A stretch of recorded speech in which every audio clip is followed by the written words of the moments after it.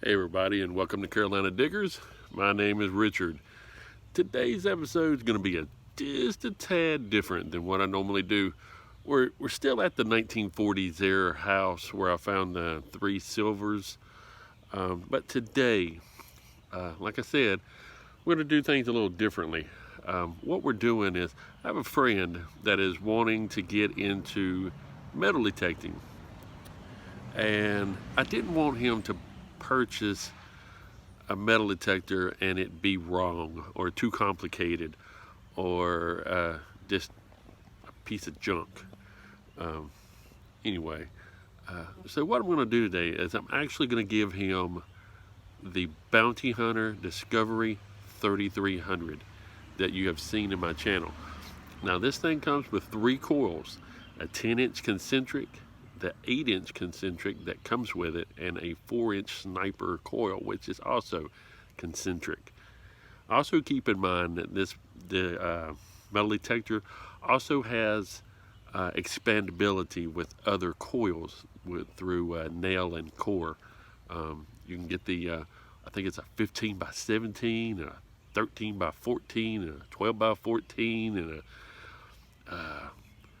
I think it's a 5 by 9 double D, just all kinds of things. So the ability to expand this metal detector's searching ability is not limited to just one or two. But before we get started with all this, I'd like to do a shout out to two guys that I work with that I spoke with the other day. They said they look at my channel. That is Aaron Sadowski and David Moore. Thanks, buddies. Anyway, back to the video.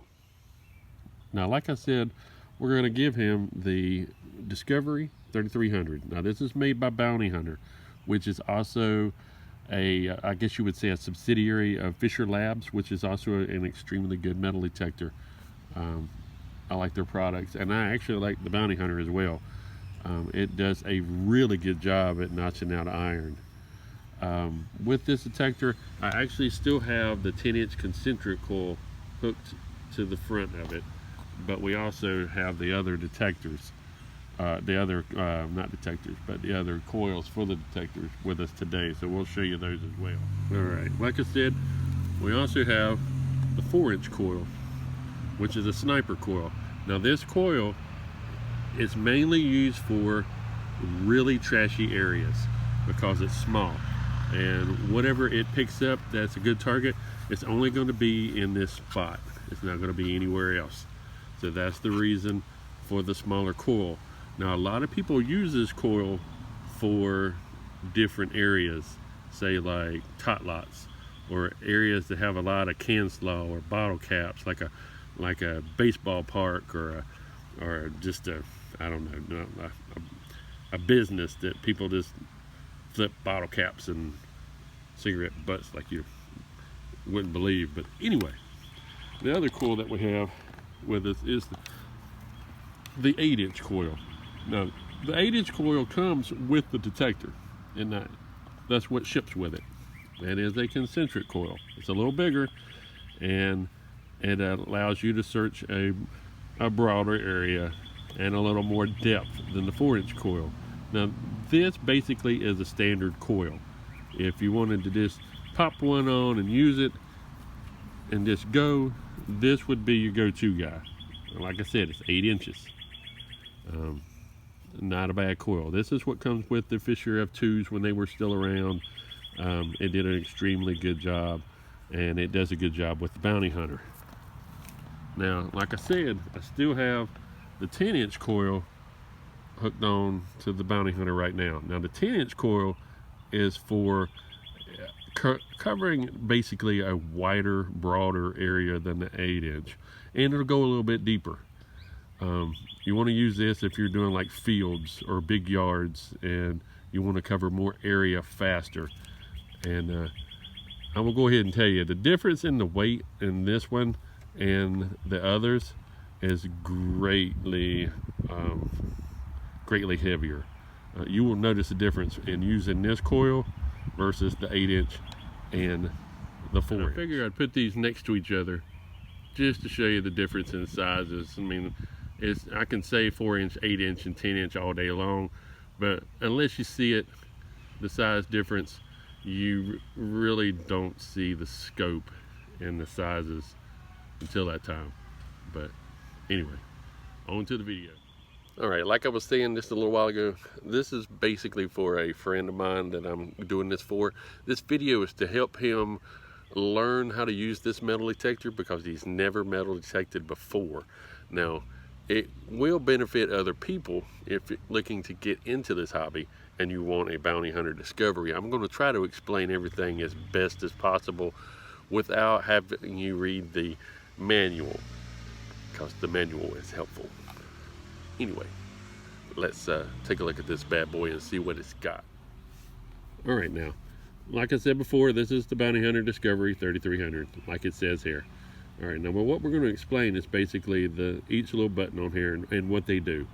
Now, power, you can figure that out for yourself. That basically turns everything on and off. Now, sensitivity, what sensitivity is for is basically the depth and how much noise you'll get in areas with really high electromagnetic field. When you start it out, I think this starts out like at a 4-notch, and then you can push it up, I think, once or twice, and it'll either make it stronger, or you can back it down with the negative button, and you can pull it off and try to get away from all that negative interference that you'll get. The negative interference will be like a chatter. It'll sound like when you go to use your detector and you're not doing anything. Your discrimination and your AM button is basically your modes. Now you have an all metal mode, which is AM, all metal, and you have the disc mode. Now when you press all metal, it's going to open this up right here, all clear. It's not going to be any arrows pointing up. But when you press the disc button, which is discrimination, it will get rid of iron number 1, iron number 2, and iron number 3.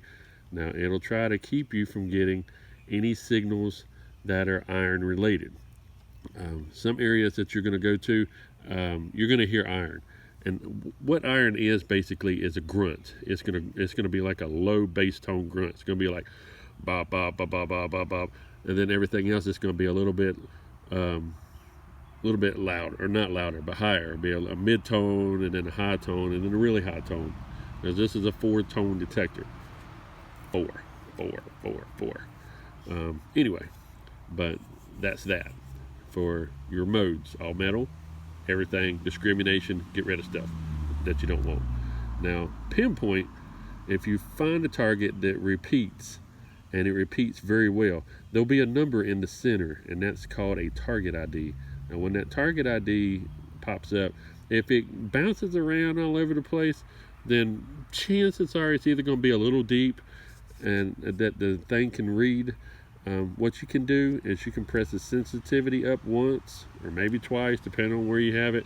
Go back over the target, swing, and see if it gives you a solid target. If it doesn't, then the solid target, meaning the signal will be repeatable. It'll be like 81, 82, 81, 82, 81, 81, 81. But if it's going like 81, 73, 64, 81, 80, 79, I would be wary on digging something in that range. But if you do get something that repeats and it sounds really nice on the tone, that is the next mode you want to go to, which is pinpoint. Now what you do is you pop it one time and it'll put you in pinpoint mode, and when you sweep over the target, it's going to make a sound that's going to go up and down. So when you sweep it, it's going to be like rrr, rrr. And where it goes to its highest peak, that is where the target is, maybe. But what a lot of us do is we'll do an X. We'll sweep in an X. We'll sweep this way and find out where it is, and then sweep that way and find out what it is, and put an X over it. And that way we can kind of pinpoint by listening to where the target will be down here on the coil. Zap. Zap is a neat button. Now say you have it in all metal mode and you keep popping bottle caps, and they run in the, I don't know, I'm gonna guess. I'm gonna say like the 59 to the, I don't know. I'm gonna say like 53 to 60. That's what I'm gonna say. 53 to 60, and they keep popping up like 55s or 54s. If you don't want to get that anymore, you press that button one time, and what that does is it gets rid of that number that's on the screen, 54. Boop, that number's gone, gone. You won't pick it up anymore. So if you sweep over it again and it still goes off and it gives you like a 55, push that zap button, boop, and it'll get rid of that number, 55, until you can't pick up that bottle cap no more. And once it's gone, until you turn it off. Then it comes right back. But anyway, notch is going to be used for discrimination.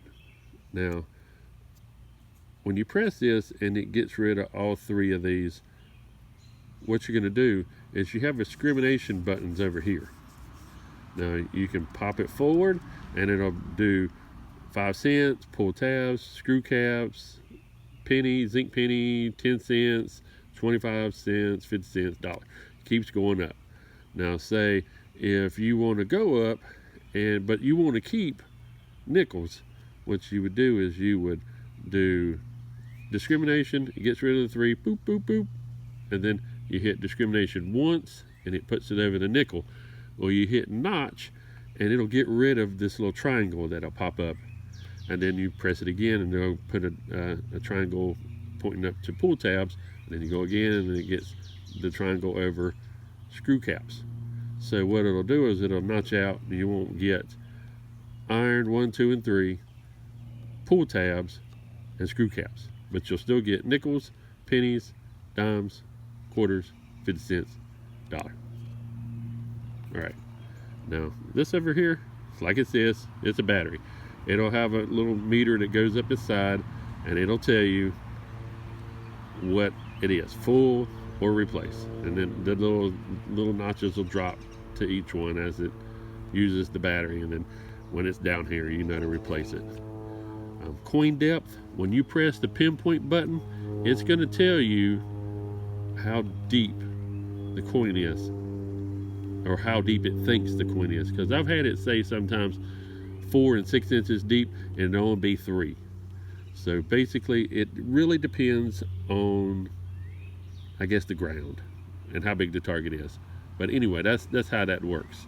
Now also on sensitivity is also going to use this same meter. It's going to be it's going to go down for whatever reason, and then it's going to go up. I don't know why it's not going to use this number per se, because that 10 wouldn't be right, because 1 bar on sensitivity is not going to be a 10. But anyway, I wouldn't use this at all. But how it's going to work is when you start it up, it's going to have like 4 bars that's going to light up, and then you can press it up and then move it up once, and then you can press it again, and I think it might move up one more time. If you don't want it, you can start pressing it down and it'll move it down to wherever the noise stops. But don't worry, we're going to turn it on and show you how that works as well. Hang on just a second. All right, now what we're going to do is we're basically going to show you what the buttons do after giving you explanation. What's going on is when you turn the power on, it's going to be in all metal mode. Now underneath this is the target ID, like I was telling you.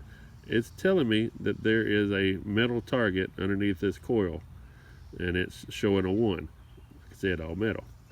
Now, I made the mistake of saying there's a triangle underneath it, and that's how it notches.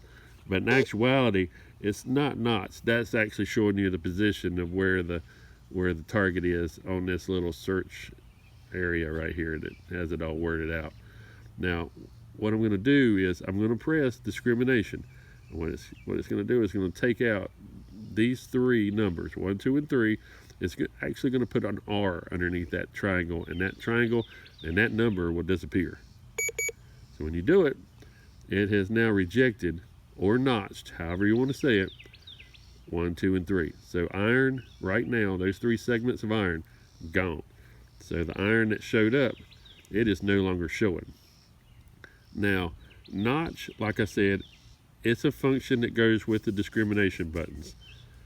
And what it allows you to do is, say you want to notch something, and you want to go up. Well, first, before we notch it, say you want to go all the way up to screw caps. See, it's all the way up, straight up to screw caps. It's got pull tabs, but you're not getting nickels. But you want nickels too, because you want all your coins. So you want nickel, penny, dime, quarter, 50 cents, silver dollar. So what you do is you press notch. And when it does, it puts that in a flash, and you move this discrimination little plus thing. Oh, wait a minute. Do it again. I waited too long. Move it up, move it up, move it up. And now I got it over the 5 cents. I hit notch, it's gone. So now you're rejecting the 3 irons, pull tabs, and screw caps. Discrimination, move it up to screw cap, hold notch till it beeps 3 times, move it up to where it says nickel and it's flashing, hit notch again, and it's set. So now you're rejecting all the bad crap. Now you're still gonna get stuff that's gonna slip through sometimes, but that's just the way the game goes, unfortunately. Now, you see right here, it's got 5 bars up. I think it's 1, 2, 3, 4, 5, 6. 6 bars up. Now, don't use that right here. This is sensitivity. The sensitivity on this thing is all the way up. So say you don't want it to be 6 bars and you want it to go down. So there you go. Dropped it down to 3. Dropped it down to 2. Dropped it down to 1. Or say like 1's not good enough and you're not hearing anything. So you want it a little higher. So you hit 2. You hit 3, 4, 5, 6. And like I said, same way, back down.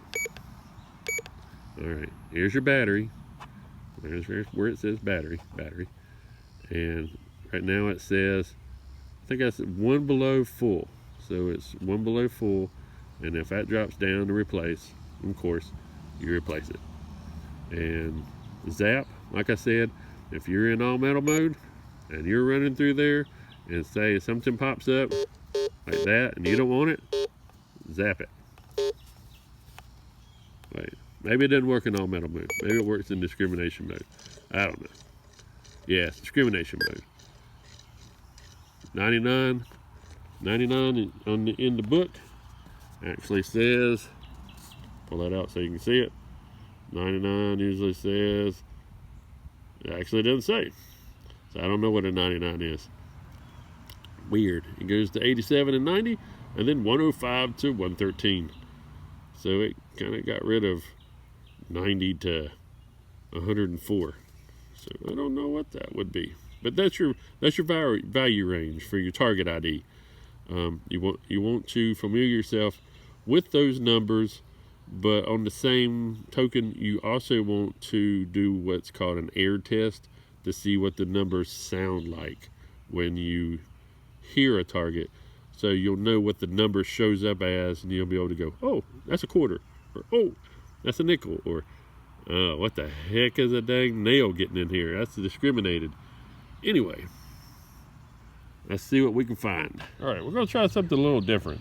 Now what we're going to do is I'm going to show you what the target ID is for each one of these targets. Now these coins are going to look really weird to you. Now the reason they look this color is they come out of the ground. They will not look silver or brown unless they are silver. A silver coin, let me show you. Hang on before I get going here. All right, now this is what's called a Clad Dime. This would be what you'd find in your pocket. This would would fall out these days. Now this thing is brown. Brown. Was silver. Now, this is a silver dime. This is made out of silver. When you find this in the ground, it's going to look just like this. Just like this. I actually found this in the area that I'm in right now. And it's going to look just like it did the day it fell. Same thing with the clad nickel. It's going to look brown. It's not going to be silver anymore. It's going to be brown or black or red. I've seen, it just depends on where you find it. I've seen it different colors. Now, this is going to be a silver nickel. And it's going to look the same way, just like the dime, when you find it in the ground. It's going to look like this. And it's going to shine. It's going to be like, hey, how you doing? And they're pretty awesome when you find silver. Quarters, clad quarters, same way. I don't know why this has green on it. I really don't. But just the way it came out. Maybe the copper that's in the coin corroded. I don't know. Maybe it had a lot of copper content and it leaks through that little nickel metal content. And pennies are going to look like pennies. And that's a memorial. If you see that with that on it, that's called a memorial penny. Now, older pennies, when you see them, they're going to have something that looks like that on the back, if you can see it. Oh, it's upside down. Those are called wheats. And they are older. So, those are the ones you want. The wheats. And you want the ones made out of silver as well. Alright, now let's take a gander at each one of these. Now what I'm going to do, I'm going to run it over the search coil, got it on my leg, and we're going to see what this is a regular nickel. I mean a regular penny, not a zinc penny, but a regular penny. Now when you take it over, see what it's showing? Staying pretty much in the 80s, 84, 83. I would do that all day long. And there it's popping around all over the place. So in the 80 range, a regular memorial penny. Uh-oh, it must be 12 o'clock or something, because there's the fire alarm for lunch. Now, here is the wheat penny. I'm going to see if it shows up any different on the target ID here. So look at there. Different tone, different number. So if you hear that sound, and it's bouncing around in oh, there's the 40s, really weird. Bouncing in around the 60, 70 range. It's really weird how that's, there you go, 70 range, 69. Then you have a wheat. Go back to the memorial. See, 80s, 90 range. So, and like I said, totally different sound, and it's a penny, memorial penny. Sound for there's the wheat, different sound. Now, next we're gonna go to a dime. He's a loud boy. Anyway, it also sounds, and it also rings up around the penny range. So you could possibly be digging a dime when it might be saying it's a penny. Here's the clad nickel. And of course it's brownish looking too. All its junk is gone. It's luster. See, it's showing up in the 20-ish range, a little bit of hitting on the 30. So, and you can hear that's a little deeper sound. Alright. Now, next we're going to go to clad quarter. Alright, clad quarter. See where that's hitting? Way high. It's got a high tone. See? So you know, if that's hitting around in the 100 range, the low 100 range, and around in the 90, 100 range, that's what I would say. I would say probably 97 to, I don't know, 107, and it's repeatable, then you probably are going to have a clad quarter. War nickel. These are called a war nickel. Reason they're a war nickel is the mint mark is over the top of the building and not off to the side or the right side of the head. And they're going to be silver just like this when you find them. They're going to come out of the ground and they're going to be shining. So when you see it, don't be surprised.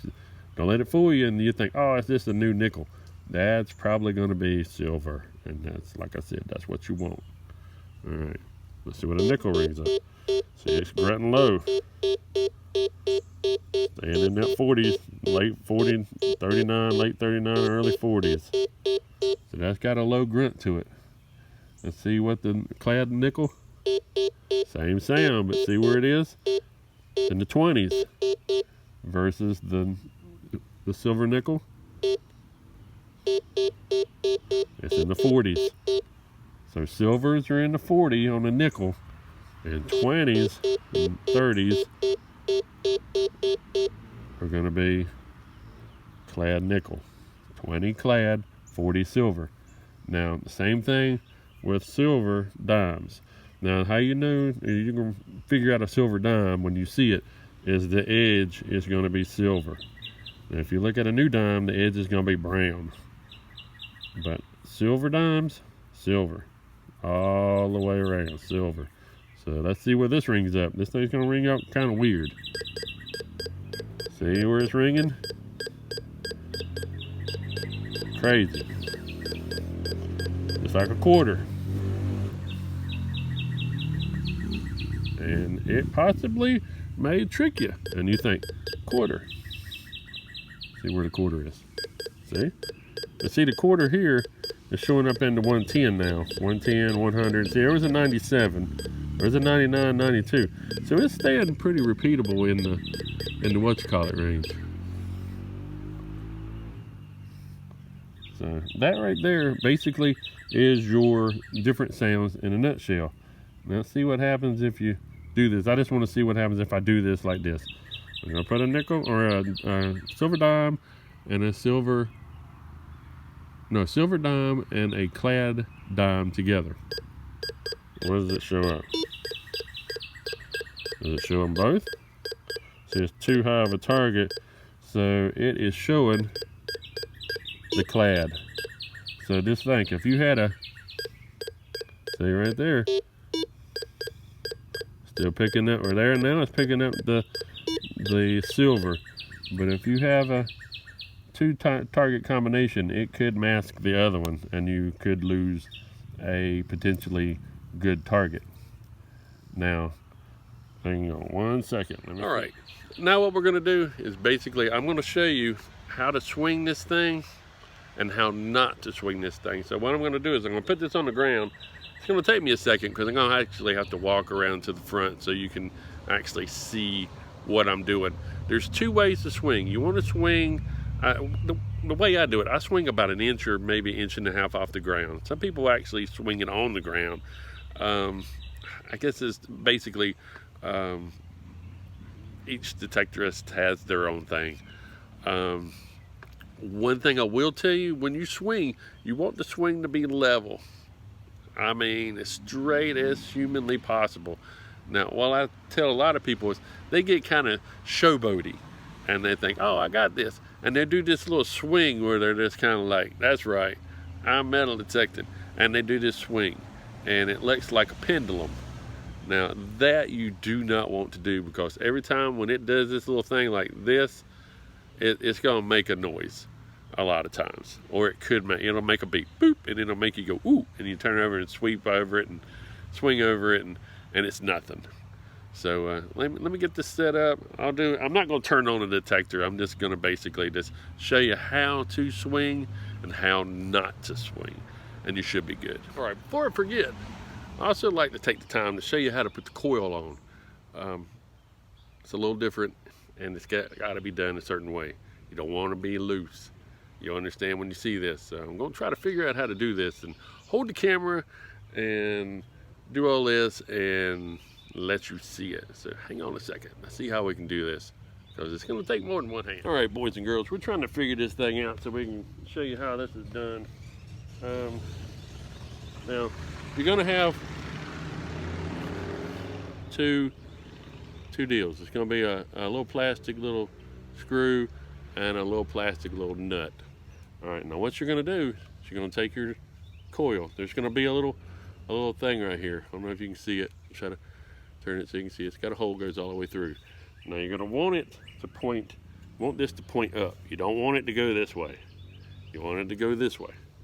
Now when you put this on, you're going to slide it into place, and you're going to make sure that it lines up with the holes. So when you put this on, let's see if I can turn it so you can see it. When you put this in, it's going to slide right into place. I don't know if you can see it or not. Can you see it? It just slid into place. and you take the nut and you put it on there and you screw it into place and you just kind of loosely tighten it.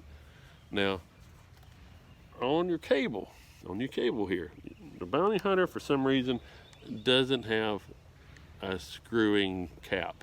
It's just push in. All right, now what you want to do is when you do this, you want to wrap it so it wraps around the coil like so.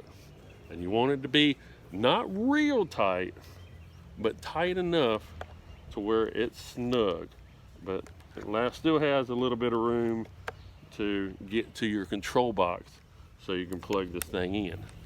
Now, you'll take it, you slide it down a little bit, you can adjust it however you want to, and slide it around one more time. It'll take you a little bit to get everything where it needs to be tightness wise. And then when you get there, you're gonna have a connection right there. I don't know if you can see it, a little connector. It's gonna look just like that. And you're basically gonna line up that little notch, it's right there, that little indentation, into that little groove that looks like a little square opening. And when it goes in, it'll just slide right in. And basically what I do is I work it to where it allows me to move it. Now I have the metal detector, there's little notches back here that let me move it up and down. So what I do is, for this purpose, I made it kind of short. So when I actually go out in the field, I can slide it down and move the cable the same time so it stays fairly tight with it. So that way when I get to where I need to be, see, like I'm a tall guy, so I'm gonna move it all the way to the last part, and see how this still remains pretty tight. See how that looks? See how it stays, that wrap around the shaft is pretty tight. I mean, it's not real tight, but it's tight enough to where you need it to be. And then what I'll do is I'll come in afterwards, after it's said and done, and I'll tighten this nut and this little plastic bolt. Not real tight, but tight enough so this doesn't flop around. And then there's gonna be a little cam here. This thing right here is called a cam lock. When you do it, you're gonna have to unlock it. One way is unlocked, one way is locked. So you turn it to where it's snug and it is in position so it won't go anywhere. So now you are basically ready to rock and roll. You know how to put the cable on, or the coil on. The coil gets connected with the little round nut and screw, and then you wrap the coil around the pole until you get to the control box, and you plug the connector in. Now the battery, let me show you this while I got you here. The battery is located right there. It's 2 9-volt batteries. It'll show you how to put them in. It'll be one big hole and one little hole, one big hole, one little hole. So you do the same thing with the connection on the 9-volt. One big connection, one little connection. And then you take your little connector, you put the tab in first, and then you just put it into place, and it clicks, and you're ready to go. Now, I also want to mention, this is waterproof. You can put this in water.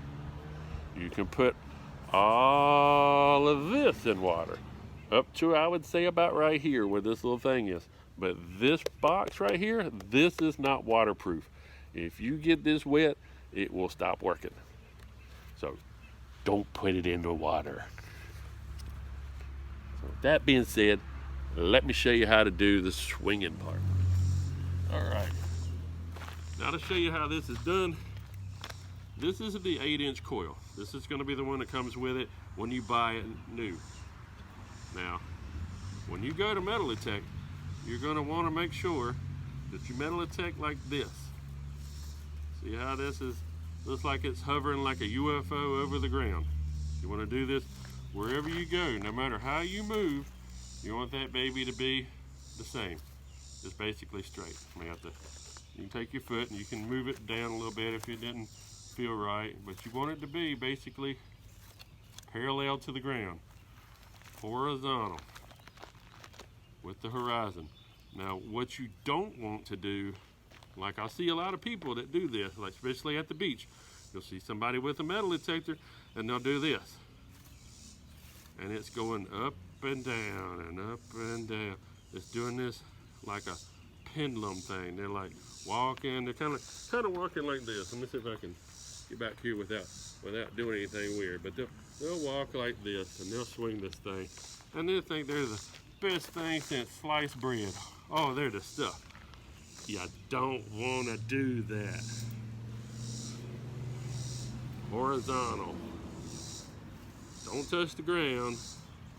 Just swing it. So when you're walking, you want to keep that baby as parallel to the ground, as horizontal to the ground. You want to plank that thing all day long. You just want it to be flat all day long. That's all you want. You don't want to do that. Don't want to do that. You'll catch yourself. You'll do it. You won't be paying attention, and eventually you'll end up seeing yourself doing this. You want to be flat. Just like that. All right. I guess this is going to be the bonus feature. This is going to be for, I guess, a little more advanced for this metal detector. Now, you don't have to do this. You do not have to do this. Now, this is going to be the ground balancing part. Now, the cool thing about this metal detector, the Bounty Hunter Discovery 3300, is it has a preset mode. And all you have to do is turn the knob where it says preset, and you don't have to worry about this. But if you come to an area and it does something crazy and you want to do it, ooh wee, I just saw something. We may be back here tomorrow, maybe. Anyway, I just saw something. Oh my. Anyway, let me show you how to pinpoint. All right, before I get started, let me show you how this works on metal and discrimination for you guys, so you can see what's going on. Now, there is something right here. See it? Showing 1, 2, 3. You hear it? And that's in all metal mode. See, it's saying right there, all metal, showing it. All right. Now, say you don't want to hear that. What you do is you press discrimination, puts it in discrimination mode, and it gets rid of those 3 iron segments. So now, when I sweep over it, you don't hear anything. Nada. Nothing. See? Now I'm going to put it back. All metal. See where it says all metal, if I can get it. There. All metal. See? Back. All day long. Take it over again. Discrimination. Go. Cool, huh? How that works. All metal and discrimination for iron. All right, now when it comes to ground balancing, now what I do is I raise it up. I hit the pinpoint mode. Well, let me show you. Let me get back in all metal. I raise it up, raising it up so you can see it. I put it in pinpoint mode, and I turn this to where you can hear it, and I bring it down. And then I take it and I turn the knob until it stops, and then I put it back in all metal mode. And that's how I all right, boys and girls, I really hope that helped. Like I said, I'm basically doing this for a friend of mine, so he will get the basic or the gist on how to metal detect. Bounty Hunter Discovery 3300, a really good metal detector to have if you're starting out, and an intermediary, and a backup, I guess you could say. But anyway, I hope you enjoyed the video. If you have any questions, put a comment down on the bottom. I'll try to field those as well as possible. Best thing to do, though, make sure you read your manual. I tried to cover as much as I could to show you basically how to do things and get things done. You learned how to put the coil on. You learned how to basically ground balance, but I'd use preset. You learned how to target ID coins, different ones, silver and clad, and how basically the buttons do and work. Remember zap? I didn't actually show you zap But if you're in discrimination mode and something comes up and you don't want it, press the zap button. It gets rid of it immediately. You don't have to go through any menus to change it out, get rid of it. If you don't want that number, zap, bam, gone. All right, guys, I got the hiccups. Anyway, like I said before, hope you enjoyed the video. Like and subscribe. Teddy, I hope you enjoy this metal detector. Show me some stuff that you find, because you're gonna find some junk. Don't let it discourage you. You're gonna find junk, but basically, dig it all until you figure out what is what. Because a lot of times, a low target that's showing up as iron could possibly be gold. Gold shows up as a low tone, so I dig it out. If it comes up and it's strong and it's repeatable and it sounds like, hey, you need to dig me, dig it. Anyway, hope you guys enjoyed the video. I'm out. Oh yeah, 6 foot rule, wash your hands, wear your mask.